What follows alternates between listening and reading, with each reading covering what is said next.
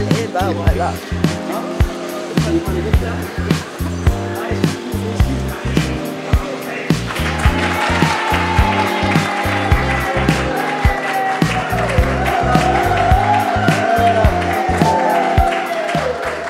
Bonjour à tous. Bonjour Sébastien, comment allez-vous? Bah toujours pareil, hein. Le haut ça va, mais au niveau des bras, bon, le service après-vente, il n'était pas terrible. Eh bah ça commence fort, hein. C'est ça. Allez, pas de temps à perdre, Même pas peur TV est de retour cette fois-ci sur Pleine Commune. Alors je vous rappelle le concept, immersion, reportage, portrait et surtout... Du décalé et de l'autodérision, on a bien compris. Allez, on perd pas de temps, c'est parti. Même pas peur TV, Saison 1, émission 2, c'est aujourd'hui. c'est maintenant. Gérard, jingle.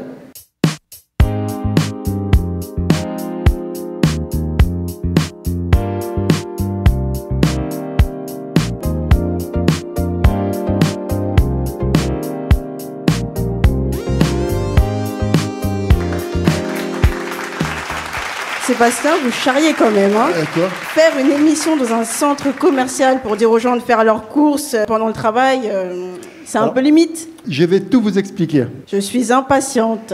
Alors, le centre s'appelle l'îlot à Épinay-sur-Seine. Oui, et alors? Eh ben, vous connaissez ma vie amoureuse. Je me doute, une île déserte. Justement, je me suis dit, faire une émission sur un îlot, c'est peut-être pas si mal. Ah, les bras m'en tombent. Bah, moi, les bras m'en tombent, c'est presque fait, mais bon. Bon, sérieusement, pourquoi ici? Alors, sérieusement, sans plus tarder, nous accueillons monsieur Medjaïb, Déficience, qui va nous expliquer ce qu'on fait ici.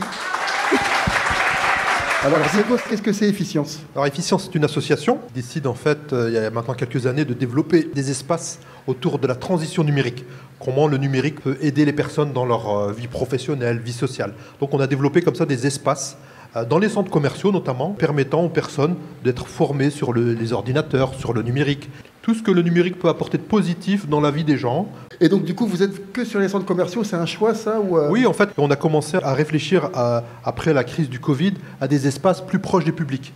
Et on a eu cette idée avec l'entreprise Nood, qui fait partie du groupe Auchan, qui gère les centres commerciaux. On a expérimenté ça dans les Hauts-de-France. Et effectivement, on a vu le fait que d'être dans des centres commerciaux, ça permet de toucher un public plus large et de pouvoir proposer une offre de services gratuite. Et donc du coup, vous avez un public qui vient assez régulièrement. Vous avez des fidèles, entre guillemets, ou c'est vraiment le tout à chacun qui vient ici pour... Il y a le tout à chacun, parce qu'effectivement, les gens ils viennent des fois pour un service, une démarche précise, mais on a aussi des ateliers, formations qui permettent, de manière adaptée et personnalisée, de monter en compétences. Et ça, c'est vous qui l'avez imaginé? Oui, tout à fait. Alors, on est une association, donc cet espace que vous voyez ici, il a été construit aussi avec les habitants, avec des bénévoles, mais aussi avec les collectivités. Mais ça permet aussi, donc, de mutualiser, j'ai envie de dire, le site. Merci pour cette explication. Merci beaucoup. Alors Sébastien, une émission un peu spéciale, je crois. Effectivement, pour cette deuxième émission, l'équipe de Même pas peur télé voulait faire un focus. Ah, monsieur parle le latin. Et oui, on n'a pas beaucoup de mains, mais on a un cerveau, donc du coup, on parle latin aussi. Donc un focus sur les Jeux paralympiques qui nous ont fait vibrer tout cet été. Et surtout les parkinsoniens. Très drôle, vous voyez que ça vient. Notre équipe est justement allée faire un micro-trottoir lors du paramarathon du côté du Stade de France à Saint-Denis. Et on va le regarder maintenant. Gérard, jingle.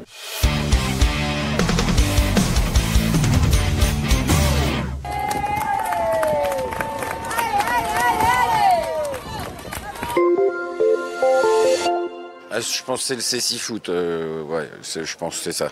C'est impressionnant de voir des gens aveugles jouer au football, ça a quand même un concept, quand on le dit à l'oral, c'est quand même un concept. Voilà. Après, quand on le voit, on se calme un peu, et on rigole un peu moins, et on voit que c'est des vrais sportifs. L'équitation. Je pense qu'il y avait des non-voyants, à mon avis, et du coup, c'était le cheval qui les guidait. Le saut en longueur, et du coup, c'était des personnes mal ou non-voyantes. Et en fait, je trouvais ça hyper impressionnant, la façon dont les personnes avec qui elles travaillent, de leur donner le rythme, etc. Et de faire... Enfin, c'était incroyable. Donc ça m'a beaucoup marqué et je trouvais ça très chouette, ouais. Je pense pas qu'il y ait eu les paras ou les JO et donné plus d'emplois ou pas, non. Ça, je ne pense pas que ça soit réel. Pour montrer aussi qu'ils sont capables de travailler même s'ils ont un handicap. Comme ils n'ont pas arrêté de le répéter à la cérémonie d'ouverture des Paralympiques, c'est assez paradoxal parce que quand on regarde même les structures, les lieux, il n'y a rien qui est accessible. On parle souvent des PMR, mais on parle très peu des autres handicaps. Et du coup, je trouve que On verra. J'aimerais bien pouvoir dire que oui, mais je suis pas sûre. Les Paralympiques ont suscité beaucoup d'intérêt, mais aussi des questionnements. Des polémiques. En quelque sorte, doit-on vraiment accepter une invitation pour assister à des épreuves de tir à l'arc pour aveugles? Nous allons plutôt écouter une nouvelle rubrique de l'idée du jour avec Audrey Gendin qui nous livre sa réflexion. Gérard, jingle. Spectaculaire, fédérateur, les Jeux Olympiques qui se sont déroulés du 28 août au 8 septembre dernier ont permis de mettre un coup de projecteur inédit sur les personnes en situation de handicap. Mais qu'en est-il aujourd'hui? La consécration d'une vie paraplégique est-elle d'aller aux Paralympiques? Paralympiques, effet magique? L'engouement et la joie des JO et Paralympiques s'est répandu sur les visages dans les rues de Paris en août, puis s'est prolongé en septembre. Nombreux sont ceux qui ont suivi de près ou de loin ces épreuves. 2,5 millions de places se sont vendues, soit 400 000 de plus que lors des Paralympiques qui se sont déroulés à Londres en 2012. La France termine donc 8e au tableau avec 75 médailles, dont 19 en or. Ces 12 jours de compétition ont mis en lumière ce que nos sociétés ont trop souvent tendance à invisibiliser. Cette exposition hors norme a permis à des millions de spectateurs et téléspectateurs de rencontrer l'altérité. Mais on pourrait se poser la question, est-elle vraiment le reflet des personnes en situation de handicap? Le succès des Paralympiques pourrait-il constituer un déclic pour l'amélioration de la place du handicap dans la société? Ce coup de projecteur va-t-il suffire à lever les freins économiques et politiques? C'est indéniable, les Paralympiques ont été un vrai succès en termes d'accessibilité. On a pu voir des athlètes réussir des performances incroyables, mais ça reste des moments isolés face aux difficultés des personnes en situation de handicap. Tout le monde ne peut pas être champion. Et oui, le handicap, un sacerdoce? Oui, un combat quotidien, vous diront ceux qui sont confrontés à la réalité. Armelle Vautreau, une thérapeute spécialisée, disait ceci, et je la cite, « L'éorisation est légitime, mais elle peut aussi offenser des personnes en situation de handicap, les renvoyer à leur impuissance et leur situation d'échec.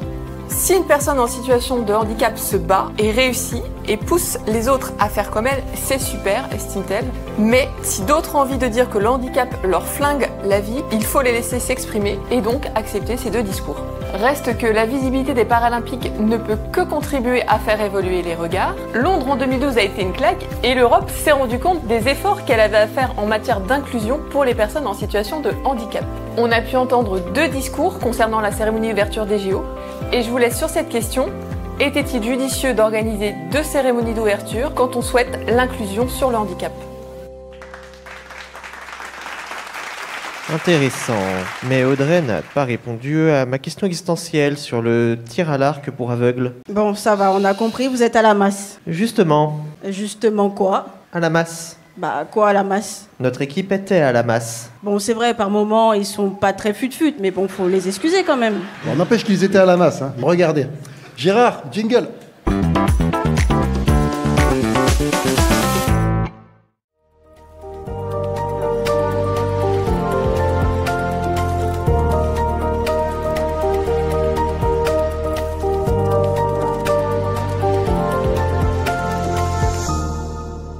Bon, je fais la formation de AES, accompagnant éducatif et social.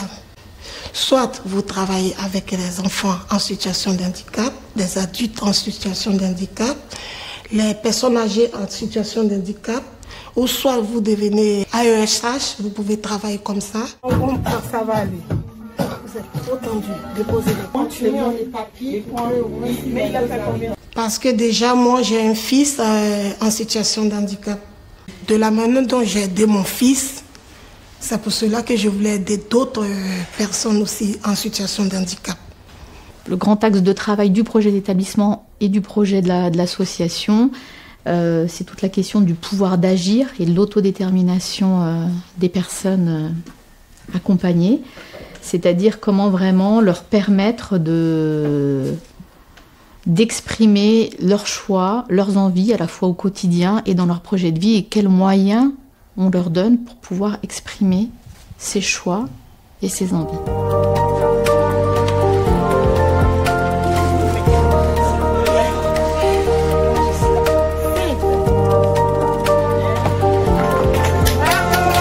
Moi, je veux les aider à être, comment on appelle ça, autonomes déjà. Je sais que je peux y arriver avec les activités, les réveils musculaires, parce que chaque matin on le fait, les réveils musculaires, ceux qui ont des problèmes de muscles comme Diego.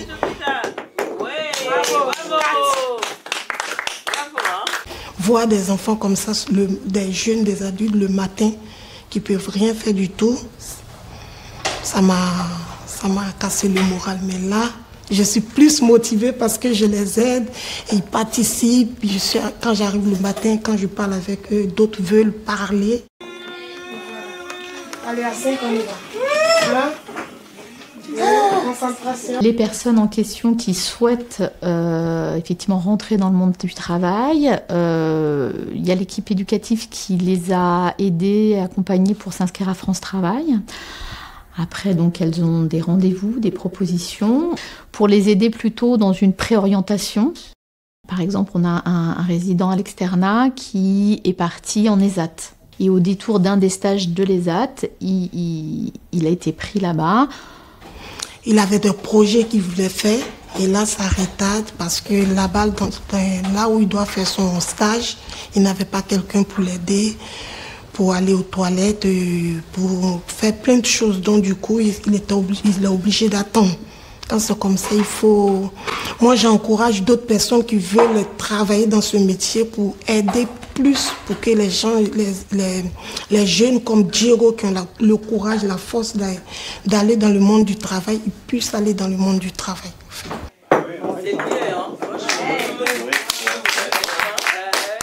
Bon, au début, les jeunes qui veulent se diriger, ils ont peur un peu des toilettes. Parce que moi, j'ai vu ça avec nous déjà dans notre salle. Quand on parlait des toilettes, les gens...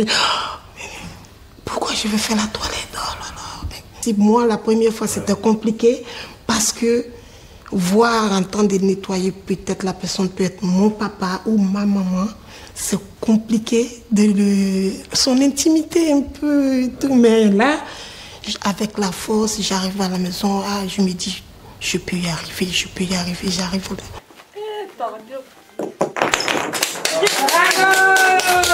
Moi, je suis très contente déjà d'aider des gens qui sont en situation de handicap. Sincèrement, je suis très contente.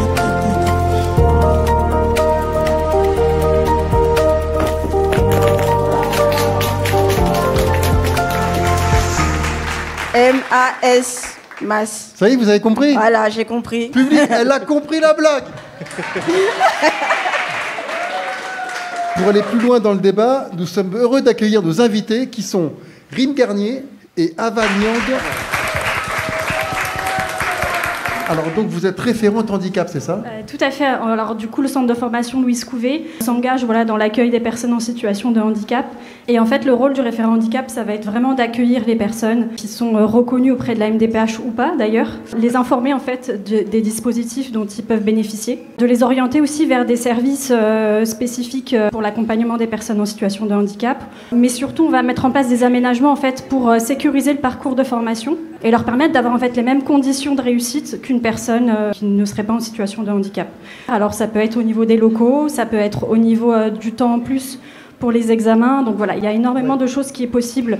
Quand vous dites reconnus ou non par les DPH, ça veut dire quoi? Ça veut dire qu'ils sont en phase de reconnaissance? Alors oui, on peut avoir des personnes en fait qui sont au début en fait de leur parcours ou alors qui ont des maladies qui vont induire la situation de handicap. Et ils sont vraiment dans cette démarche déjà de soins. On a des personnes parfois qui viennent avec juste un document qui dit qu'ils ont bien déposé un dossier. Parfois, il n'y a pas de dossier de déposé. Parfois, il y a déjà une reconnaissance. Et après, le réseau de santé, s'il n'existe pas, c'est là où justement on va faire appel à des services spécialisés. Et ça nous permet en fait de recréer un réseau de santé autour de la personne. Parce que le rôle du référent handicap, ça va vraiment être aussi d'orienter et donc de venir un petit peu donner les billes manquantes justement pour qu'ils aient la possibilité justement de sécuriser leur parcours et que ça se passe au mieux pour eux. Magnifique, merci en tout cas. À nous. Donc du coup, vous êtes en formation, c'est ça? J'ai fait une formation d'accompagnement éducatif et social au CERP d'Aubervilliers. Ça débouche sur quoi ce diplôme-là en fait? Ce diplôme nous permet de travailler soit en structure ou bien à l'école. En structure, c'est-à-dire dans un MAS, comme votre postage sur maison d'accueil spécialisée, ou bien dans un IME, institut d'éducation motrice, ou bien à la femme foyer d'accueil médicalisé ou bien à l'école en tant qu'AESH. S'il y a des gens qui sont intéressés par ce métier-là, est-ce qu'il y a du travail facilement après? C'est facile d'obtenir un travail. Déjà, dès qu'on termine notre stage, on nous propose, dès qu'on a fini la formation, on peut postuler avec notre attestation de fin de formation. C'est quoi les qualités pour faire votre métier, d'après vous? Il faut d'abord aimer ce qu'on fait, aimer travailler dans le milieu handicap parce que ce n'est pas très facile. Il faut avoir la force, il faut avoir de l'empathie envers ces personnes. Ouais. Si on n'a pas un cœur pour le faire, on ne pourra pas le faire. Bon, c'est super ça. Ouais. Merci.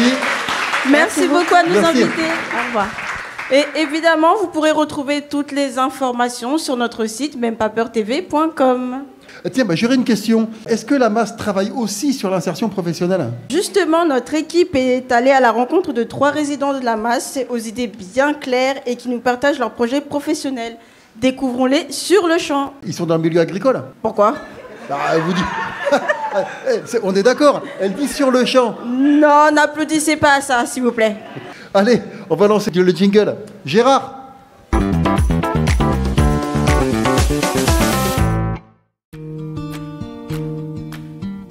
Au début, j'avais pas de projet d'aller travailler, mais plus ça avance, plus j'ai envie de faire autre chose et d'évoluer un peu, d'apprendre un métier.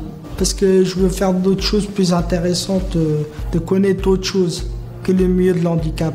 Je cherche un travail qui soit adapté à mon handicap. C'est pour ça que l'informatique, le montage et le graphisme, c'est un peu plus facile pour moi physiquement en fait.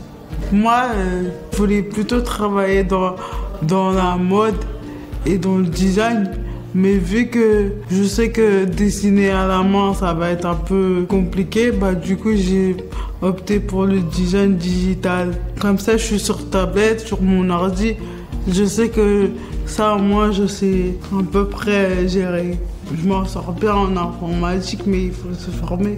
En fait, j'ai fait la bocciasse et je cherche un bénévole qui peut m'accompagner à toutes mes compétitions. On peut vivre de la bocciasse. C'est un peu compliqué, mais maintenant qu'il y a eu les Paralympiques, ça peut les aider par avoir des sponsors ou des aides pour financer leur matériel. Non. Il faut réfléchir à un autre poste de travail au niveau de la fatigabilité. Il faut organiser. Par exemple, pour nos besoins du quotidien, il faut trouver une personne. Tu peux pas demander tout le temps à tes collègues. Peut-être qu'ils vont être gentils 1, 2, 3 fois, 4 fois, mais tous les jours, après, c'est usant. Ils vont se dire, mais elle travaille, ok, mais si c'est pour nous demander. C'est pas toutes les entreprises qui acceptent. Ils sont obligés maintenant, mais c'est pas toujours facile. Quand tu es fatigable, tu peux pas rester concentré toute la journée au travail. C'est possible de faire à mi-temps. On n'a pas de crédibilité parce qu'on n'a pas d'études. Tu vas arriver à un rendez-vous, mais il n'y a rien sur le CV. On va pas inventer des choses qu'on sait qu'on va pas pouvoir faire en vrai. Moi, le truc qui me révolte le plus, c'est quand on envoie des mails à des personnes, des entreprises adaptées, qui ne répondent pas vraiment. Tu as toujours de l'espoir et tu as toi la réponse, et la réponse, elle vient jamais. Déjà, tu n'as pas trop confiance en toi, et si on t'appelle pas, on te dit pas pourquoi on te prend pas, tu perds encore plus confiance en toi. Pas facile pour moi, des fois, de voir si je suis capable ou pas. Comme j'avais des difficultés d'apprentissage, ça a un peu bloqué mon projet d'aller au travail. C'est encore un peu compliqué de trouver des formations vraiment adaptées aux personnes handicapées. Quand les gens ils nous voient que dans... Ils croient qu'on n'a pas tout notre tête. Ça nous met beaucoup de freins. On essaie de trouver de la motivation. C'est vrai que c'est pas facile, mais on veut vivre comme tout le monde. On ne veut pas être tout le temps dans des cases. On a beaucoup parlé de nous et tout ça. C'est vrai que c'était bien parce qu'on a pu montrer qu'on était capable de faire plein de choses. Mais j'ai toujours peur que ça ne soit pas suivi après. Il y a des personnes handicapées qui peut-être ils n'aiment pas le sport. J'aurais bien aimé qu'ils parlent de ces gens-là aussi. Je sais pas si ça va changer quelque chose. Si, je pense que ça va changer quelque chose dans le sport. On va partir d'ici et avoir notre appartement et une vie quotidienne comme tout le monde. Je veux vivre heureux en fait, il n'y a que ça qui compte.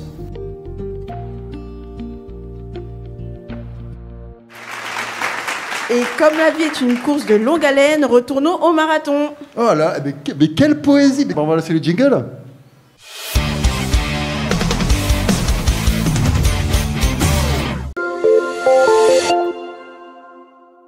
Comme on se sent bien, forcément quand on va aller chercher un emploi, on se sentira mieux.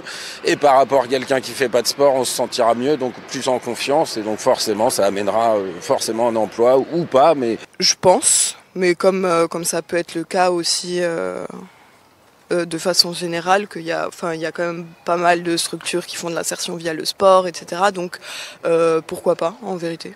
Après, il faut déjà rendre bien accessible le sport aussi, du coup. Sébastien, vous vous souvenez de notre mini-série Effet miroir?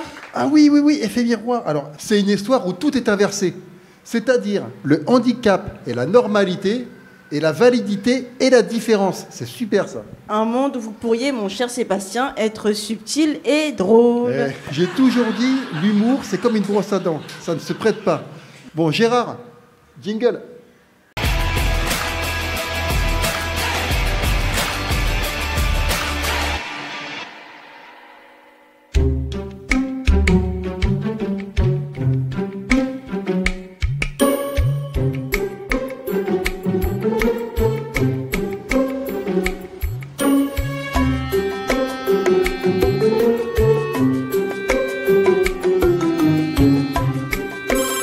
Ouais, salut, c'est moi.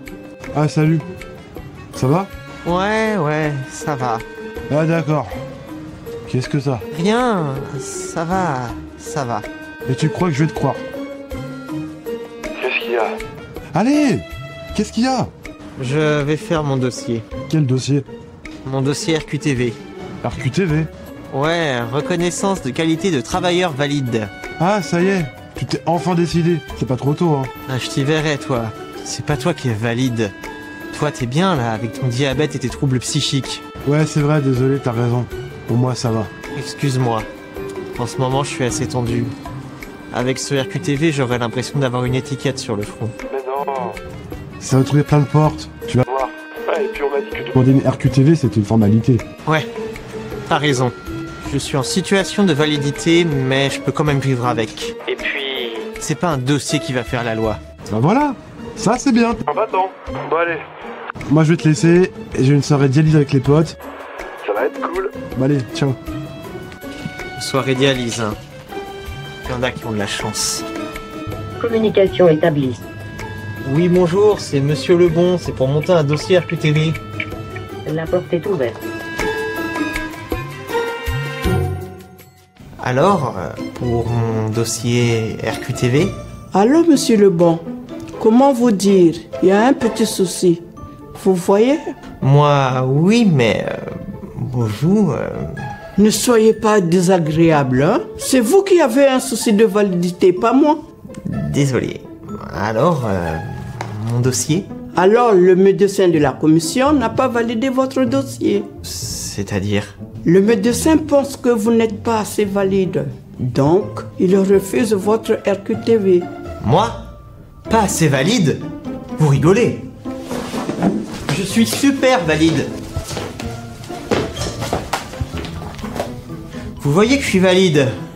J'en vis plus. C'est injuste. C'est une décision du médecin.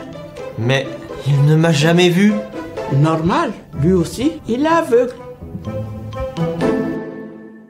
Alors, pour mon dossier RQTV? Bonjour Monsieur Lebon, comment allez-vous? Merci beaucoup, ça va, c'est gentil.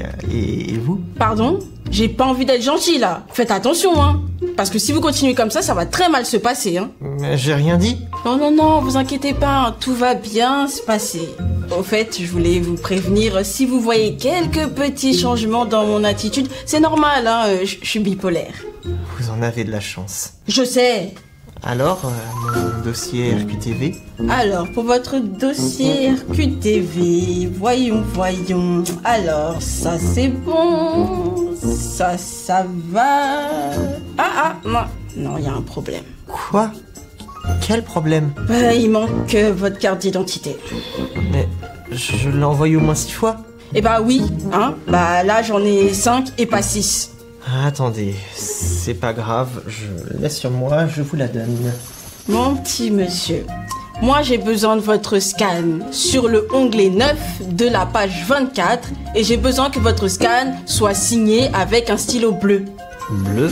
Bah oui, bleu. C'est beau le bleu. Et puis c'est le règlement. Je fais quoi alors? Vous faites ce que je vous ai dit. Pièce d'identité, scan, signature au bleu et puis on prend rendez-vous. Et quand? Allez, je pense que d'ici 6 à 8 mois, ce sera bon. Et comme j'ai changé de département, c'est un problème? Non. Enfin, une bonne nouvelle. Non, ça prendra seulement 15 à 24 mois. Ça va. J'ai cru qu'il fallait sauter une génération pour avoir son RQTV. Bonjour, c'est pour mon dossier RQTV. C'est cool.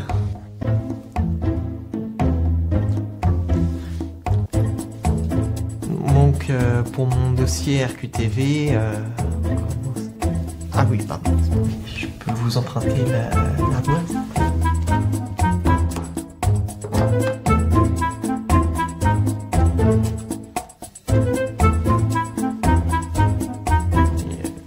Pourquoi?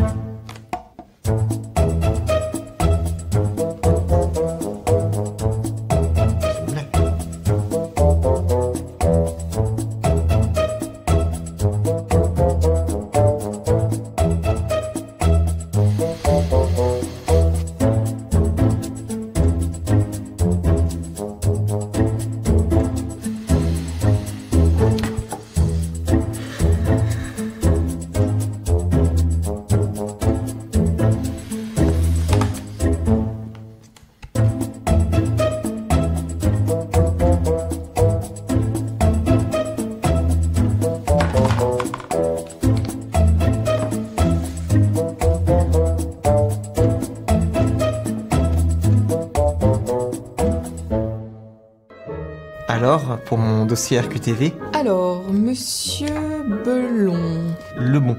Oui, c'est bien ce que je disais. Belon. Lebon. Désolée, je suis dyslexique, dysphasique, dyspraxique et j'ai eu de la chance, je suis dyscalculique. Il y en a qui ont de la chance. Je sais. Bon, désolée. Regardons ce dossier. C'est pourquoi, au fait? Ma demande de RQTV et aussi si je pouvais avoir une AAV, allocation aux adultes valides. Oula, ça fait beaucoup de choses ça pour ma petite cervelle. Ça va aller. Toutes les pièces sont bien là pour votre dossier, donc bonne nouvelle. Le médecin a donné son accord. Votre dossier est validé. Vous voulez dire pas validé, c'est la dyslexie. Ah non, c'est bien validé. Pardon, j'ai pas l'habitude, c'est l'émotion. Et pour mon AAV... Attendez, faut que je regarde. Ah, c'est dommage. Quoi? Vous êtes à 79,90% de taux de validité. Il vous manque 0,10% pour l'allocation. Ah, c'est ballot, hein. C'est pas vrai. Bah si. Attendez. Ah, mais qu'est-ce que je suis gourde! J'ai tout inversé. Ah, la dyscalculie, hein. On l'aime bien, mais ça vous joue des tours. J'ai mélangé tous les chiffres. C'est pas 79,90, mais 97,90%. Tout va bien. Enfin, tout va mal. Enfin bon, vous me comprenez. Je vous comprends. Ah bah ça sera bien la première fois avec ma dysphasie.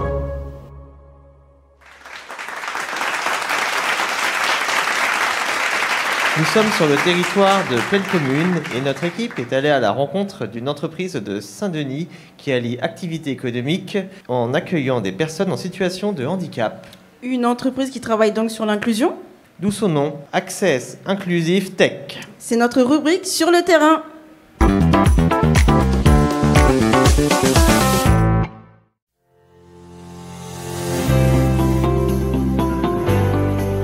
Donc les personnes vont prendre des appels de clients, voilà, liés à différents contrats qu'on peut décrocher pour répondre à des demandes principalement par téléphone, aussi un peu plus à la marge par mail de clients qu'on peut recevoir.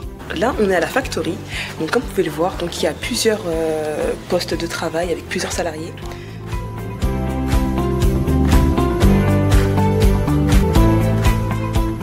On est embauché par Access et Access a des contrats chez le client qu'ils doivent honorer parce que j'ai fait de la restauration collective et industrielle et après j'ai fait chauffeur de taxi.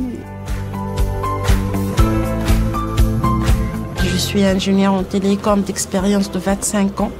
J'ai une hernie cervicale et une hernie discale. Le plus difficile pour moi, c'est les douleurs. J'ai les douleurs constantes.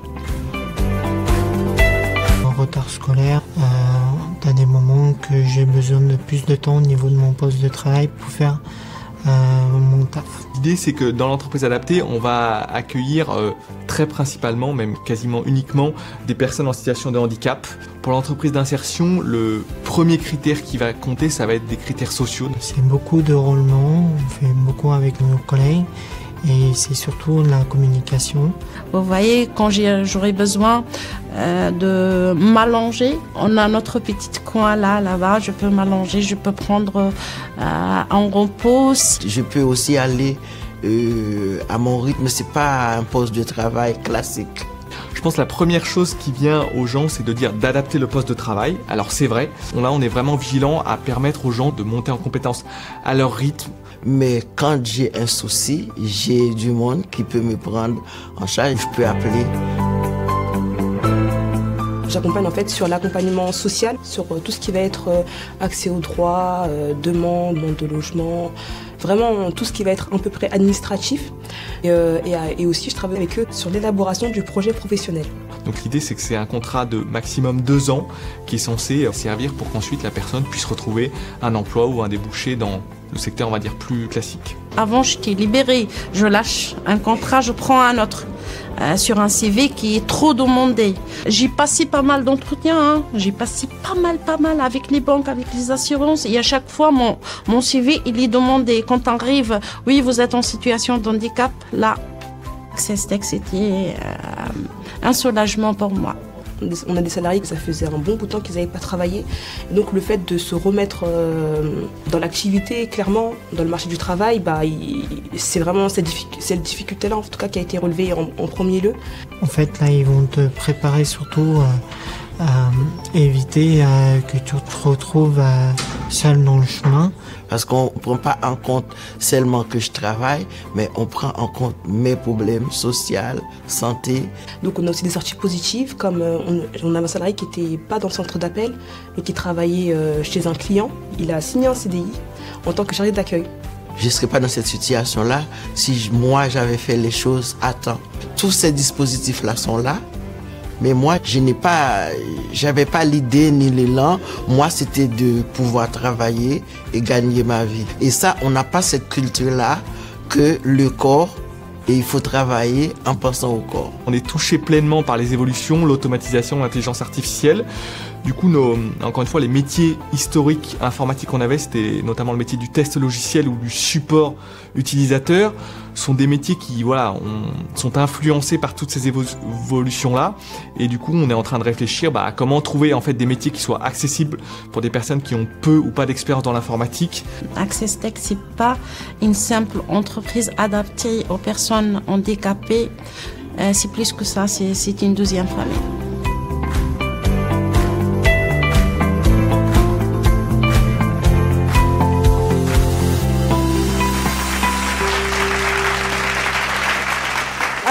Véronique Marais-Nicolet et Patricia Vital.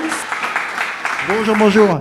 Du coup, vous êtes responsable d'accompagnement social et professionnel. Oui, Access est donc une entreprise pour contribuer au retour à l'emploi des personnes en situation de handicap ou en insertion. D'une part, la personne est en emploi, elle a un contrat de travail qui permet quand même à la personne de reprendre confiance parce qu'elle se rend compte qu'elle peut travailler et qu'elle peut arriver à des résultats. Mais il faut aussi assurer l'après.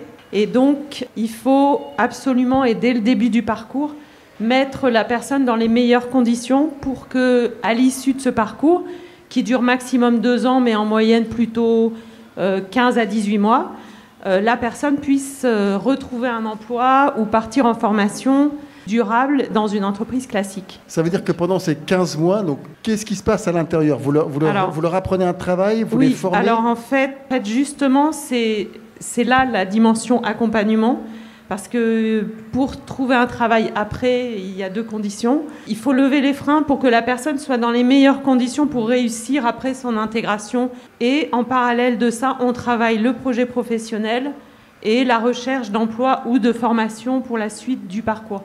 Il faut vous faire confiance, en fait. Oui, autant que possible. Complètement. Mais je comprends bien, je comprends essaie. bien. Merci. Qu'est-ce qui vous a motivé, du coup, à intégrer ce parcours ? J'ai intégré le parcours au moment où je suis tombé le plus bas.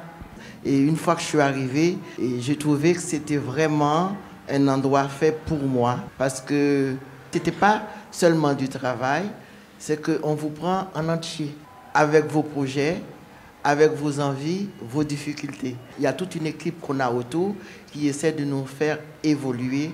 Et du coup, comment vous vous sentez maintenant alors ? Je me sens bien. Il faut par moment qu'on accepte notre situation. Et oui. Une fois qu'on l'accepte, on va pouvoir s'en sortir. Là, vous vous sentez mieux ? Vous avez trouvé votre place ? Oui, je me sens mieux parce que je me suis réconcilié avec mon corps et le travail. J'ai le plaisir de côtoyer des gens qui travaillent dans un métier que j'aime. Et aussi, mon corps peut trouver son rythme. Se reposer aussi. Voilà. Ouais. On peut l'applaudir pour l'encourager. Merci à vous deux. Merci à vous aussi. Alors, Massi. Oui, Sébastien. Est-ce que vous êtes sportive ? Un peu comme vous. C'est-à-dire ? Un mix entre la musculature d'une huître et le souffle asthmatique d'un Dark Vador. Je vois, mais est-ce que vous avez regardé les JO ou les Paralympiques quand même ? En partie, oui. Alors, qu'est-ce qui vous a marqué le plus ? Alors, comme tout le monde, la médaille d'or d'Aurélie Aubert à la boccia ou ce nageur brésilien, Gabriel Dos Santos Arroyo. Et les volontaires ? Non, j'avoue, j'ai pas vraiment regardé. Eh bien, comme nous sommes une spéciale paralympique, Même pas peur TV voulait rendre hommage à ces volontaires. Et nous en avons rencontré 2 d'entre eux. C'est notre rubrique Portrait du jour. Gérard, jingle.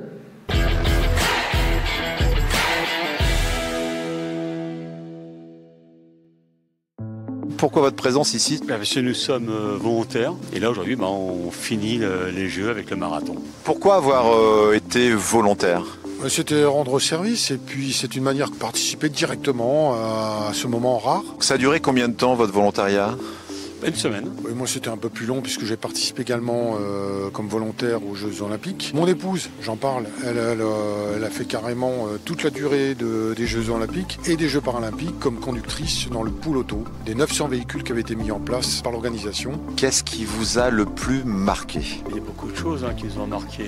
Autant du côté des spectateurs. On pensait effectivement qu'il y aurait moins de spectateurs. Alors non, il y en a eu beaucoup. Ce sont aussi les athlètes. Je les ai toujours regardés à la télévision. Je trouvais déjà ça formidable, mais de les avoir côtoyés, d'avoir été au plus près avec eux, de voir un petit peu les efforts qu'ils fournissent. Ça se voit sur leur visage, ils sont complètement concentrés, en dépassement permanent. Et c'est absolument remarquable. C'est vraiment incroyable, il faut vraiment l'avoir vécu. Voilà, c'est vraiment une belle expérience. Vous savez s'il y a eu des emplois qui ont été créés pour des personnes en situation de handicap ? C'est pas impossible. Ce serait assez logique par rapport au sens que s'était donné l'organisation. L'inclusion, effectivement, c'est le grand thème de l'année. Donc ça m'étonnerait qu'il ne l'ait pas fait. Voilà, c'est ça. Est-ce que vous pensez justement que le sport, ça peut être un moteur, un boost pour des personnes qui sont au chômage et qui ont une situation de handicap ? Ah oui, bien sûr, bien évidemment, oui. Le sport est très important, oui. C'est le point de départ, l'un des points de départ, de par ses valeurs et surtout le sens du dépassement de soi. C'est-à-dire qu'à un jeune, qu'il soit valide ou non, on lui montre qu'il peut progresser, aller plus loin. Et au bout d'un certain temps, on lui dit, tu vois, retourne-toi et regarde comment tu étais. Et il se dit, mais oui, je suis allé beaucoup plus loin, je ne pensais pas être capable de le faire. Et c'est ça ce qu'il faut montrer. Montrer qu'on peut aller plus loin que ce qu'on imaginait, bien l'accompagner. N'importe quelle personne, valide ou non, est capable d'aller beaucoup plus loin. Et à partir du moment où on est capable, qu'on a compris ça, toutes les portes sont ouvertes. Donc ça veut dire que aussi le bénévolat, le volontariat, c'est peut-être une première marche pour une insertion professionnelle ? Oui, pourquoi pas. Et puis surtout, ça permet d'être dans un groupe. Les autres sont là, peuvent avoir des solutions. Et donc ces ouvertures-là, ça peut être que bénéfique. On arrive malheureusement au terme de notre émission. Les conclusions? Comment vous dire? Je pense que j'ai pas besoin de m'acheter d'habits pour l'hiver. Elle m'a rhabillé là. Apparemment, je suis peu subtil. Je suis pas Georges Clooney. Et la sportivité du litre. Quelque chose à ne pas oublier? Vous retrouverez tous nos partenaires sur le site de l'émission déjà, mempapeurtv.com. Et une attention particulière, bien sûr, au département de la Seine-Saint-Denis. Et à l'agence d'insertion d'Aubervilliers. Et à Efficience, qui nous a accueillis aussi. Merci à eux. Et à tous les partenaires qui ont accueilli nos équipes de tournage, Louise Couvet, la Masse de l'Orangerie, le CERP et Access Inclusive Tech. C'est la fin de l'émission. Même pas peur TV, spéciale pleine commune, émission 2, c'est fini. On se donne rendez-vous en janvier sur Est Ensemble et nous poserons nos valises à l'agence locale d'insertion de Pantin. Gérard fait chauffer le moteur. Jingle.